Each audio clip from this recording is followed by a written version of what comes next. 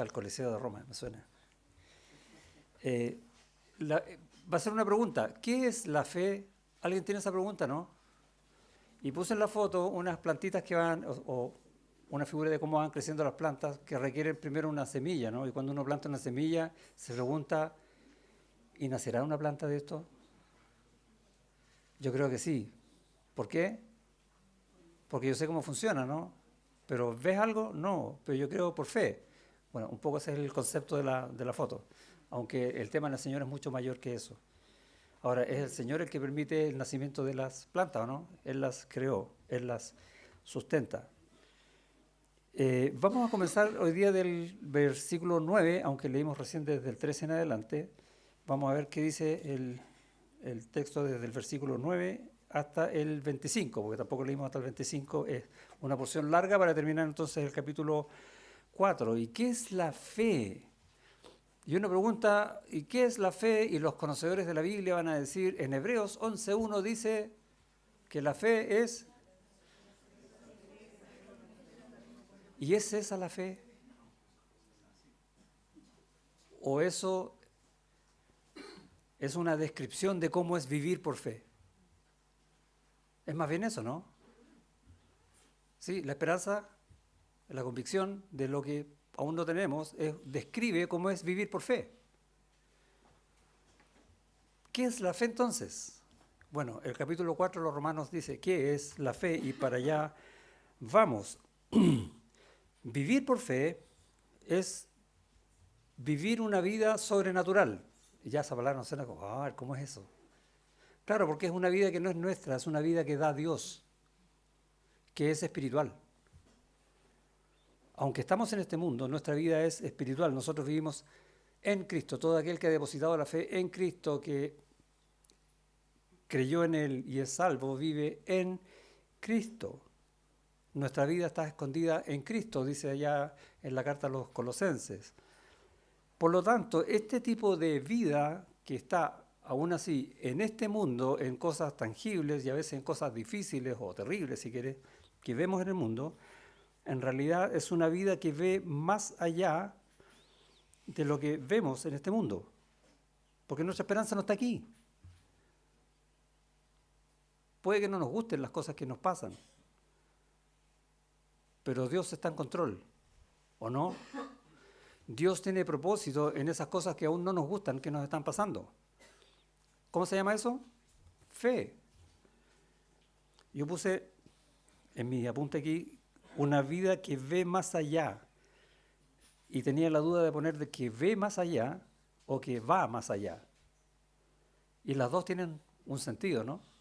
Y yo creo que son las dos. No solamente vemos más allá de las circunstancias en las que estamos viviendo, sino que vamos más allá porque caminamos por fe. Pablo va a establecer que la fe no es exclusiva aquí en este texto del pueblo de Israel, que es lo que tenían entendido en el contexto que estamos viendo de la carta. Estamos allá en el año 58, 59 después de Cristo. Escribe la carta a los romanos antes de que lo tomaran preso y vaya en ese viaje hacia Roma, y después de haber escrito la segunda carta a los Corintios. O sea, van a ver que el orden de los libros que tienen de las cartas, perdón, que tienen en el Nuevo Testamento no necesariamente es cronológico. Entonces, escribe segunda a los Corintios, luego escribe la carta a los Romanos. Y va a establecer entonces lo que dice el versículo 9. Es pues esta bienaventuranza, la justicia que es por fe, solamente para los de la circuncisión, o sea, los judíos, o también para los de la incircuncisión, los gentiles, porque decimos que a Abraham le fue contada la fe por justicia. ¿Quién era Abraham para los judíos? El padre de la fe, el padre del pueblo de Israel. ¿Cómo pues le fue contada la justicia? Perdón, la fe por justicia. Estando en la circuncisión o en la incircuncisión. Y la respuesta es no en la circuncisión, sino en la incircuncisión. Y vamos a verlo enseguida. Y recibió la circuncisión como señal, como sello de la justicia de la fe. ¿Qué es la circuncisión? una señal. En sí no imparte ninguna gracia de parte del Señor. Es una señal, nada más.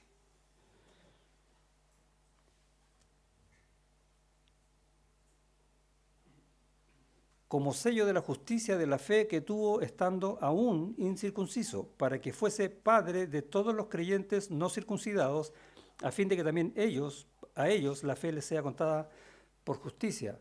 Y básicamente este versículo que está diciendo que tenemos que dar gracias al Señor porque nosotros estamos aquí.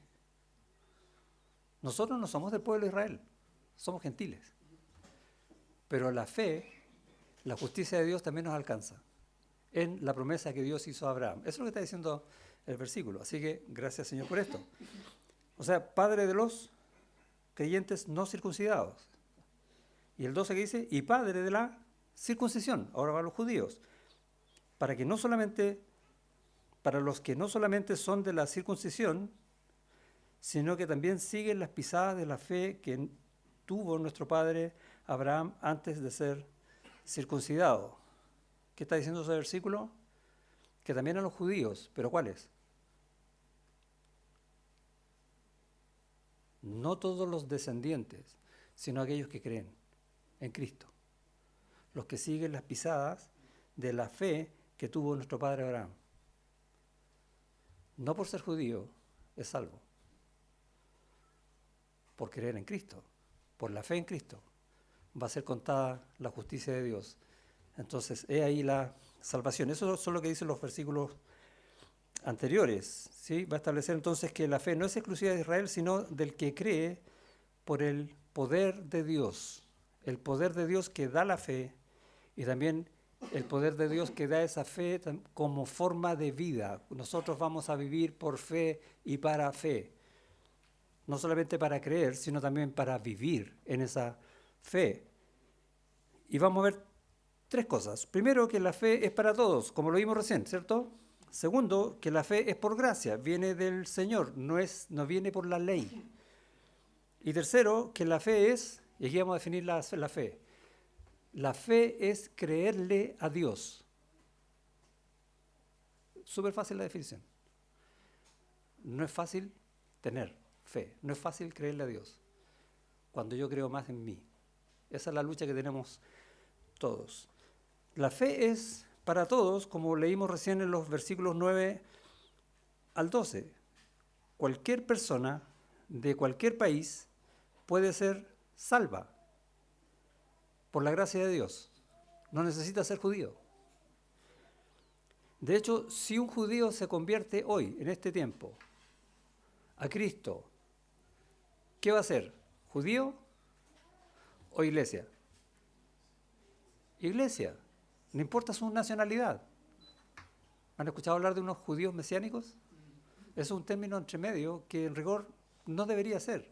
O somos iglesia o estamos perdidos. Esa es la fe. A Abraham le fue contada su fe por justicia. ¿Cuándo? ¿En qué año? ¿Cuántos años tenía Abraham? Génesis capítulo 15. Vamos para allá. ¿Qué dice? Versículo 6. Tenemos a Abraham que había recibido la promesa ¿cuándo? En el capítulo 12, cuando todavía estaba en Ur de los Caldeos y Dios le dijo, anda a la tierra que yo te voy a mostrar. Bueno, llega a esta tierra y con la promesa que le había dicho que en tu simiente serán benditas todas las familias de la tierra, o sea, que iba a tener un hijo, entre otras cosas, todavía no se cumplía la promesa y dice en el 15:1, después de estas cosas vino la palabra de Jehová a Abraham en visión diciendo, no temas, Abraham, se llama Abraham todavía, ¿no? Abraham, yo soy tu escudo y tu galardón será sobremanera grande. ¿Qué hay ahí? Una promesa del Señor. ¿Dios cumple sus promesas? Sí. ¿Y cómo tenemos que verlas nosotros? Con fe, creerle a Dios. Y respondió Abraham, ¿cómo va a ser posible si ya estoy viejo?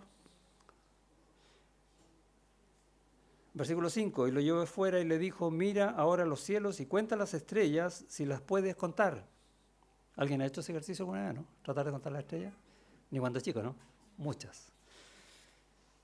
Y le dijo, así será tu descendencia, el pueblo de Israel. ¿Está hablando del pueblo de Israel o no? No. Y creyó a Jehová, le creyó. Y le fue contado por justicia, salvación para Abraham. Algunos años después, capítulo 17 de Génesis,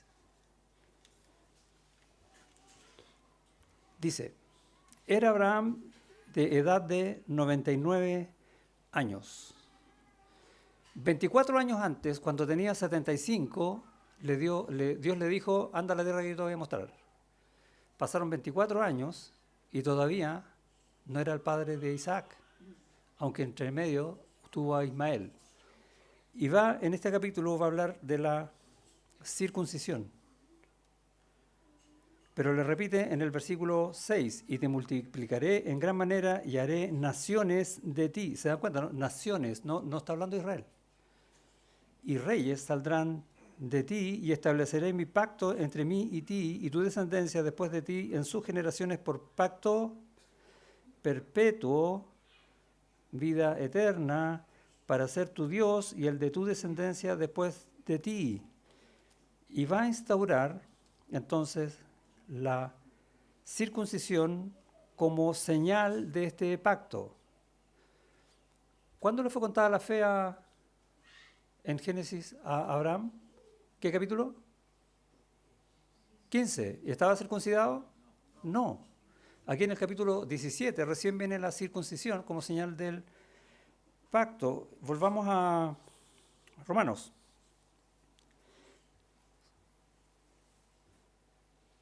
Abraham, ¿se acuerdan que se llama Abraham? Significa padre exaltado.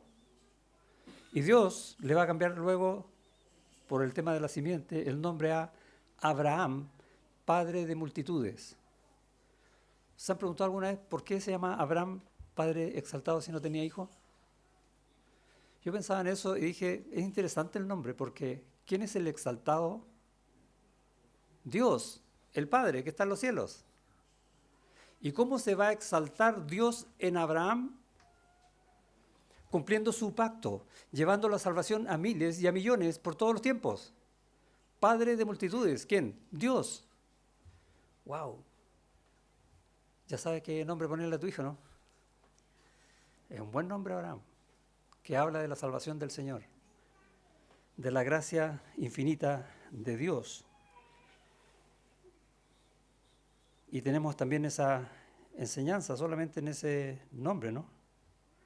Que va a ser padre de multitudes, de todas las naciones, padre de los creyentes. ¿Y qué leíamos en el capítulo 5, capítulo 4, versículo 11 en Romanos? Y recibió la circuncisión como señal, estamos en el capítulo 17 de Génesis ahí, como sello de la justicia de la fe, algo visible, que tuvo estando aún incircunciso. ¿Qué cosa? La fe, para que fuese padre de todos los creyentes. Y aquí habla de los no circuncisos y en el capítulo siguiente de los circuncisos, o sea, de todos los creyentes. No es que Él sea el Padre nuestro físicamente, está diciendo que en la salvación que Dios le da a Abraham, porque Abraham le creyó las promesas a Dios, está reflejada la obra de Dios en cualquiera de nosotros que cree de la misma manera que Abraham. En ese sentido es padre, porque él ya estaba primero. ¿Ok? Versículos 11 y 12, tenemos entonces que él es padre de la nación de Israel, ¿o no? ¿Dice eso? Y padre de la circuncisión. ¿Era israelita Abraham? ¿Cómo va a ser padre de Israel entonces? Porque eso es, ¿no? ¿Y qué dicen los israelitas? Abraham, nuestro padre. ¿Por qué? Por lo siguiente, usted conoce a Bernardo Higgins, ¿cierto? O sea, no personalmente, pero sabe de la historia, ¿no? ¿Cómo se le llama a Bernardo Higgins? El padre de la patria. O sea, siendo padre de la patria tendría que ser chileno, ¿sí o no? ¿Era chileno? ¿Qué nacionalidad tenía? Ahí lo pillé. Él nació un 20 de agosto de 1778 en Chillán, eso queda en Chile. ¿Ok? Entonces, entonces era chileno. No, porque en ese tiempo Chillán era colonia española. Por lo tanto, la nacionalidad de él original es española. Sin embargo, siendo español, logra la independencia de la patria y es el padre de la patria no siendo chileno. Y una vez que logra la independencia y es director supremo, él va a emitir una ley que dice que todos los nacidos, no importa cuándo, en este territorio van a ser chilenos, se incluye él. Y tenemos un poco la misma idea con Abraham, ¿no?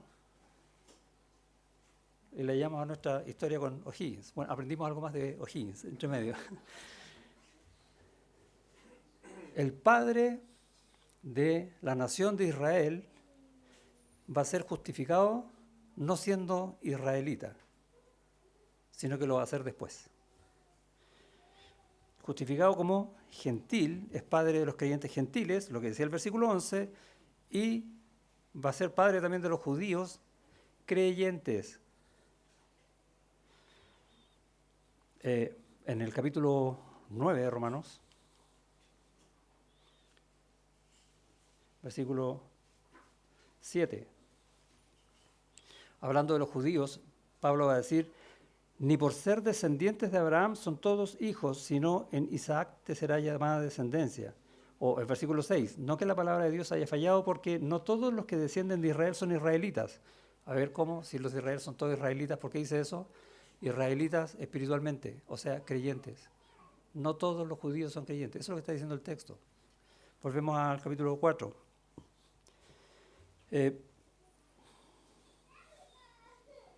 ¿Qué es necesario entonces para que Abraham sea tu padre? Según la descripción que está haciendo Pablo aquí en el texto, ser creyente. Ser justificado por la fe, al igual que Abraham. ¿Y es muy difícil eso? ¿Necesitamos algún mérito? ¿Qué había dicho Pablo antes en la carta? Que no, que la fe es por gracia, es por creer, no por obras. Recuerda, ¿no? La justificación no es por obras. De hecho, el domingo pasado hablamos de eso, ¿no? Decíamos allá, y el título de la prédica está en el capítulo 4, versículo 6, al final. Dios atribuye justicia sin obras. De ahí saqué el título de la prédica pasada. Se lo copié a Pablo. No tenemos que hacer nada salvo creer. No es tan difícil, ¿sí? Pero yo soy terriblemente pecador. Y el Señor va a decir sí, pero también puede ser salvo. No es por la cantidad de pecados, es por mi gracia. De hecho, Abraham era pagano. Y eso lo vemos en Josué, capítulo 24. Dios habló a su corazón y él creyó. Dios le dijo, toma tu parentela, tus cosas y vente a la tierra que yo te mostraré. ¿Y qué hizo Abraham? ¿Se quedó ahí o no? No, fue donde Dios le dijo, le creyó. En Génesis 22, cuando se narra el sacrificio de Isaac, dice, por cuanto él obedeció por fe, es impresionante ese capítulo, le dice Dios, en tu simiente serán benditas todas las naciones de la tierra. Le repite otra vez el pacto, pero le agrega, por cuanto obedeciste mi voz. Pregunta, ¿por qué Abraham obedeció la voz de Dios? Respuesta, porque le creía, porque tenía fe, vivía por fe. ¿Qué es la fe entonces? Y podemos hacer otra descripción aquí, otra definición, obedecerle a Dios. Estoy haciendo definiciones cortas para que no se olviden. Creerle a Dios, obedecerle a Dios. Esa es la fe. Ahora, y el versículo de Hebreos 11, es pues la fe, la certeza de lo que se espera, la convicción de que no se ve, va a ser cierto, voy a vivir de esa manera cuando yo le creo a Dios y le obedezco a Dios, ¿sí o no? ¿Se da cuenta que la definición hace ese versículo? Esa descripción de la vida en fe.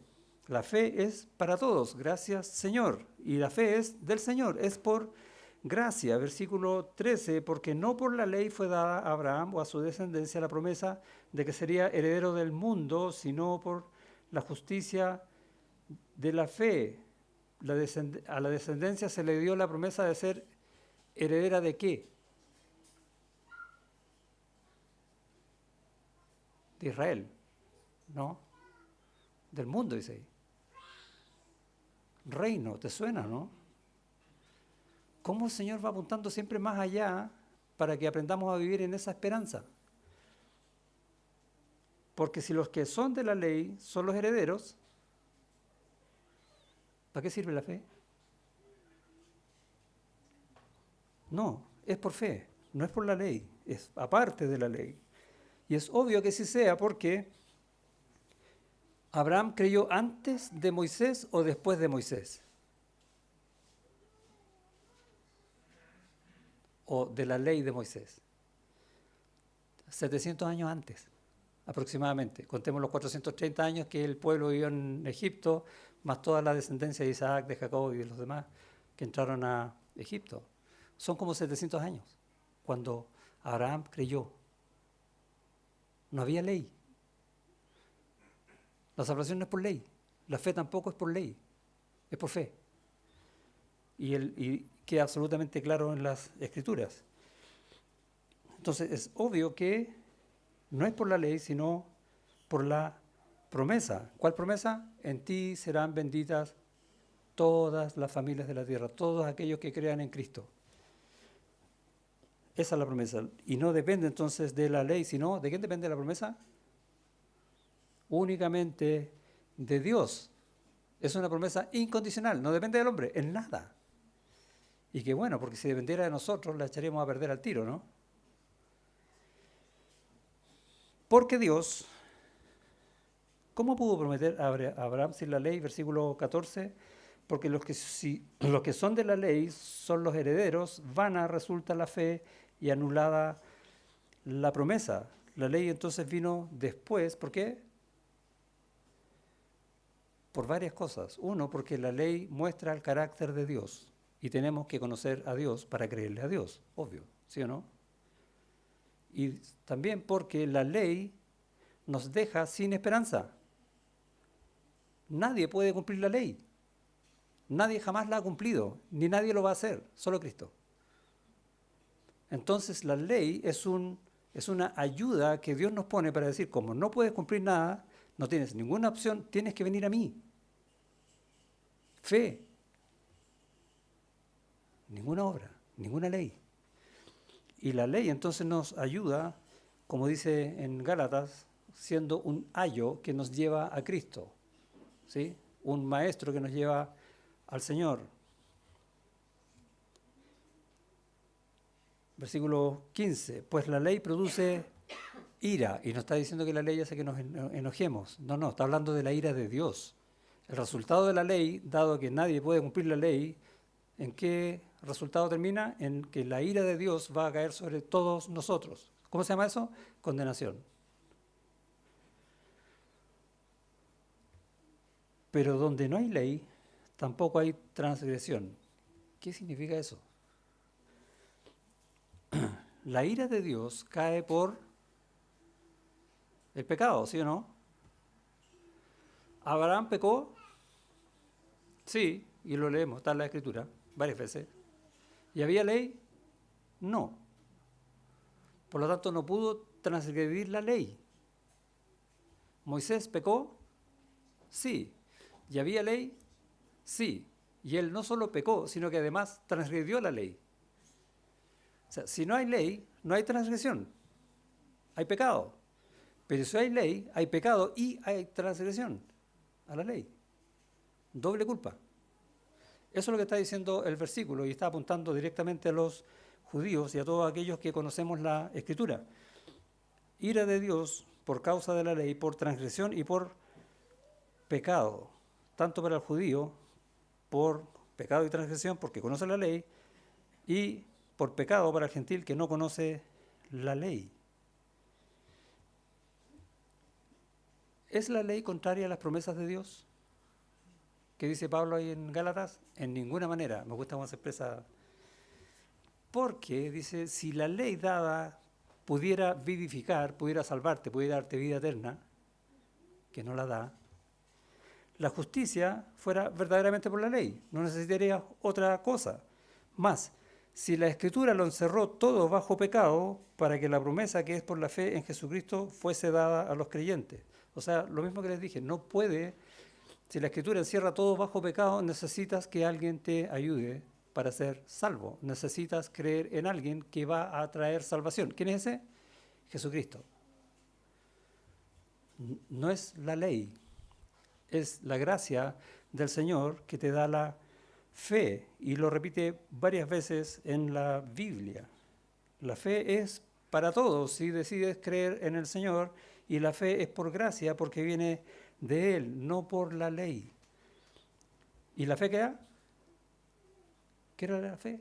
Creerle a Dios. Y eso es lo que vamos a ver ahora en los versículos 16 en adelante. Por tanto, es por fe para que sea por gracia, a fin de que la promesa sea firme para toda su descendencia. ¿Sí? La bendición para las familias de la tierra, la salvación. No solamente para la que es de la ley, los judíos, sino también para la que es de la fe de Abraham, el cual es padre de todos nosotros. Como está escrito, te he puesto por padre de muchas gentes. El nombre, Abraham. Delante de Dios, a quien creyó, el cual da vida a los muertos y llama las cosas que no son como si fuesen. ¿Te das cuenta de lo que dice ese versículo, no? ¿Qué dice de Dios? O mejor dicho, ¿qué dice de Abraham? ¿Que le creyó a quién? ¿A Dios que hace qué? Que da vida a los muertos. ¿Quién más hace eso? Solo Dios. ¿En quién más voy a creer? En mí, en mi riqueza, en mis habilidades. ¿En qué? Si yo estoy muerto.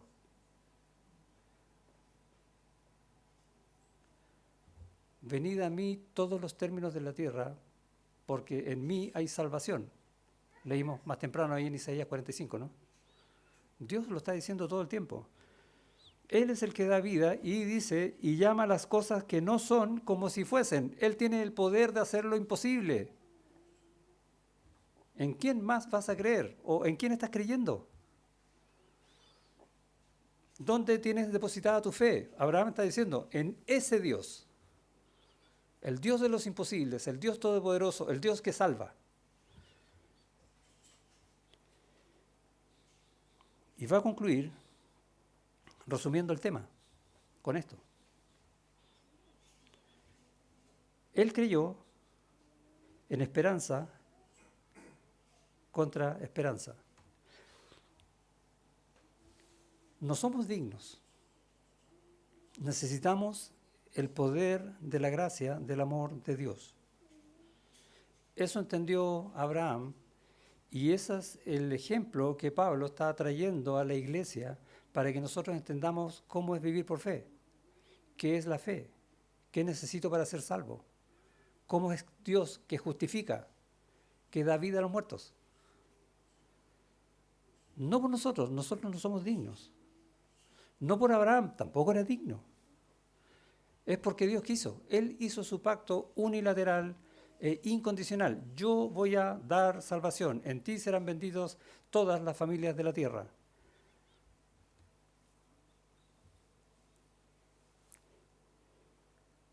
Y no es una fe ciega entonces, ¿o sí?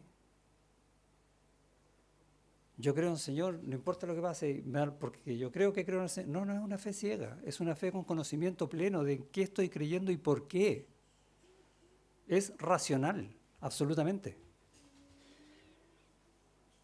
Es una fe que confía en un Dios que es confiable. Y la redundancia es ex profeso. Dios no falla. Dios siempre cumple. Y es un descanso para nosotros, ¿no? Él no va a fallar jamás, aunque nosotros fallemos. Si nosotros fuéramos infieles, le dice Pablo a Timoteo, Él permanece fiel porque no puede negarse a sí mismo. ¡Wow! ¡Qué descanso! Él es confiable y en Él confiamos. Eso es fe depositada en un Dios que cumple. Siempre. No es una fe ciega entonces. Es una fe en el Dios que es fiel y que cumple. Versículo 18, él creyó en esperanza contra esperanza para llegar a ser padre de muchas gentes, lo que Dios le había dicho. ¿Por qué en esperanza contra esperanza? ¿Cómo era la mujer? Estéril y mayor, ¿o no? No había cómo. Y él era ya viejo. Tampoco. ¿Y qué dice el hombre ante eso? No, no hay esperanza. ¿Y qué dijo Abraham? Dios dijo, Dios cumple. Esa es mi esperanza. Aunque no vea nada, aunque esté en el desierto, aunque todo vaya en contra, aunque los reyes estén en contra mía, yo creo en Dios. ¿Y qué decimos nosotros?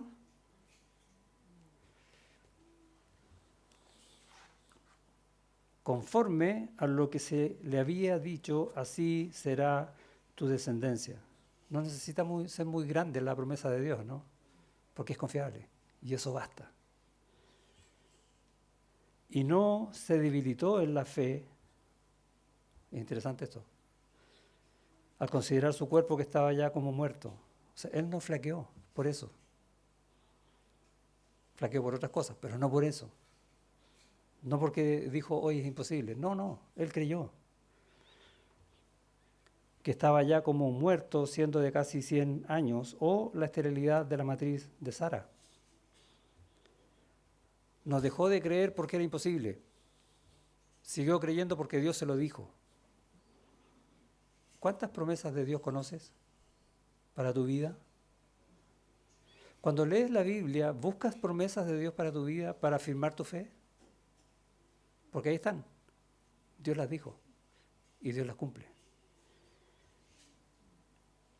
Él sabía que era poderoso para hacerlo imposible y aunque dudó, fue temporalmente. Y uno lee, por ejemplo, en la carta a los Hebreos, dice, por la fe Abraham, siendo llamado, obedeció para salir al lugar que había de recibir como herencia y salió sin saber a dónde iba. Le creyó a Dios. Por la fe habitó como extranjero en la tierra prometida. Esta tierra será para ti y para tus hijos, ¿sí o no? Pero no fue para él. Vivió como extranjero, morando en tiendas con Isaac y Jacob, coherederos de la misma promesa. Ellos también creyeron. Porque, y esta es la fe, ¿qué le había prometido Dios? Porque esperaba la ciudad que tiene fundamentos, cuyo arquitecto y constructor es Dios. Vida espiritual, vida eterna, junto con Dios. Eso fue lo que él creyó. Por lo cual, también de uno, y ese ya casi muerto, Abraham, salieron como las estrellas del cielo en multitud. ¿No fue eso lo que le prometió Dios allá en Génesis 15? Y como la arena innumerable que está a la orilla del mar, por la fe, Abraham, cuando fue probado, ofreció a Isaac. Y eso fue una prueba grande, terrible, ¿no? Y el que había recibido las promesas ofrecía a su unigénito. ¿Cuánto estás dispuesto a ceder de tus cosas por fe en el Señor? ¿Cuánto sacrificio estás dispuesto a dar por Cristo, que te salva? Y dice, bueno, conversémoslo, veamos algún versículo que me ayude. Y empezamos a buscarle el resquicio, ¿no? ¿Qué dice el Señor? Cree todo porque yo soy todo y yo cumplo. Y realmente tenemos que cuestionarnos si realmente nuestra fe está puesta en el Señor totalmente o en algún porcentaje que a la larga termina en nada. Persona que lo diga de esa manera, pero esa es la verdad. Ofrecía su unigénito habiéndosele dicho, en Isaac te será llamada descendencia.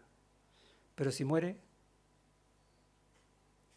¿qué pensó Abraham? Y está escrito, pensando que Dios es poderoso para levantar aún entre los muertos, resucitar. ¿Existía la resurrección en ese tiempo? No. Pero él le creyó a Dios. ¿Creo yo así? ¿Hombre de poca fe? Y dice el texto, entonces, ¿qué es la fe? Versículo 20. Tampoco dudó, y aquí va a explicar qué es la fe. por incredulidad o por falta de fe de la promesa de Dios. No dudó, sino que se fortaleció en fe dando gloria a Dios. ¿Cuándo? Cuando no tenía nada, cuando tenía todo en contra. ¿Qué dice? Se mantuvo en fe, dice, ese es el verbo, ¿no? Apeló a la fe, dice eso. ¿Rogó por fe? No, se fortaleció. Eso solo viene de Dios, si crees realmente en Él. Se fortaleció en fe dando gloria a Dios, ¿cómo? Plenamente convencido de que era también Dios poderoso para hacer todo lo que le había prometido. ¿Le crees así a Dios? ¿Estás plenamente convencido de tu vida en Cristo? ¿De que Él te va a sostener no importa lo que pase? ¿De que aún si mueres hoy vas a estar con Él en el cielo? ¿O le tienes miedo a la muerte? ¿Qué tienes miedo de perder aquí, sabiendo todo lo que has ganado allá? De eso está hablando. Esa es la fe. Él sabía que era poderoso para hacer lo imposible. Y hoy el Señor sigue justificando por fe a todos cuantos creemos en lo que dijo desde el principio. ¿Qué fue lo que dijo desde el principio? Tú eres pecador, pero en Cristo hay salvación. Génesis 3:15, desde el principio. Y toda la Biblia está hablando de eso. La pregunta es, ¿crees eso? ¿Has puesto tu fe en Cristo? ¿De quién viene la fe? De Dios por la promesa, ¿sí o no? Y si la salvación es por la promesa, ¿se pierde? No, ¿cierto? Dios cumple, Dios no falla. Es por fe. Ahora podemos hacernos la siguiente pregunta. ¿Has sentido que te falta la fe? Yo sí. Abraham también, ¿o no? Cuando fue ante los egipcios, le dijo a la mujer, dile que eres mi hermana para que no me maten. A veces nos va a fallar la fe. Dios va a permitir esto para que experimentes el consuelo de Dios. Hay muchos textos de la Biblia que hablan de eso. Se me ocurre uno en Isaías, capítulo 6, que estaba Isaías y dice, en el año en que murió el rey Usías, vi al Señor. Ahora, en el año en que murió el rey Usías significaba aquí viene el castigo de Dios, acá va a haber un juicio, aquí viene lo más terrible de todo. Eso es lo que está diciendo con esa expresión. Vi al Señor. ¿Y qué hizo el Señor? Limpió su pecado. Entonces vemos cómo el Señor da consuelo aún en las circunstancias más terribles, por ejemplo. O a veces Dios va a permitir que tu fe flaquee para revisar tu corazón. ¿Es malo que flaquee tu fe? Y la respuesta no, es normal que suceda. Si tu fe ya está flaqueando, si sientes que ya no crees o dudas si crees o no, o cuál es tu posición delante del Señor, el Señor te sigue amando, el Señor no se ha olvidado de ti, el Señor va a cumplir su promesa. Cuenta con eso. Y va a probar tu corazón. Y vemos al salmista en el Salmo 42, ¿por qué te abates, oh alma mía? Conoces ese texto, ¿cierto? ¿Cómo lo está pasando? Mal. Es más, le están preguntando, ¿y dónde está tu Dios? ¿Por qué te abates, oh alma mía, y te turbas dentro de mí? Espera en Dios, no en ti.